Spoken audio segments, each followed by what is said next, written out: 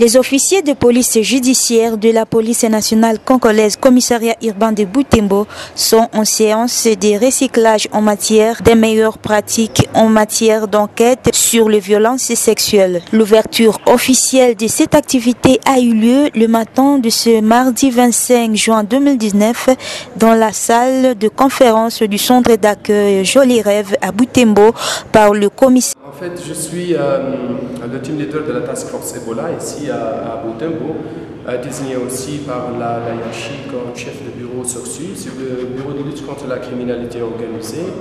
Donc, suite aux instructions du POLCOM, le général Awali Abdou Nassir, et dans le cadre de l'exécution de notre mandat, essentiellement la protection des civils, nous effectuons cette formation qui ne vise pas à traiter la sphère des crimes en violence sexuelle, mais qui vise essentiellement les meilleures pratiques en matière d'enquête sur les violences sexuelles. Donc c'est un domaine très délicat, c'est des compétences qui doivent être utilisées par les OPJ pour avoir des résultats sur le terrain en matière d'enquête, essentiellement dans un contexte de conflit et aussi de guerre. Donc c'est des crimes très graves, c'est des crimes contre l'humanité, c'est des crimes de guerre. Donc les OPJ doivent être capables d'identifier les auteurs et de les arrêter. La formation, donc 13 exercices pratiques, des sessions aussi de brainstorming sur les différents types de crimes sexuels.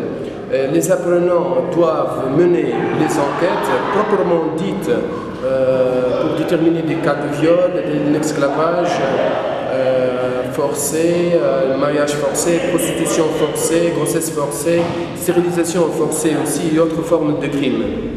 Donc, ils doivent savoir comment mener les auditions auprès des victimes, des témoins aussi, les informations de base qu'ils doivent recueillir pour identifier les auteurs et d'avoir la capacité de les arrêter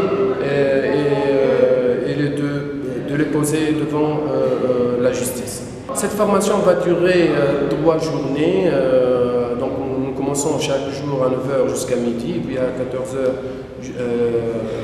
jusqu'à 16h. Le plus important dans cette formation, c'est qu'il n'y a pas beaucoup de théorie. C'est une formation pratique, c'est des exercices à faire, c'est des études de cas, c'est des jeux de rôle.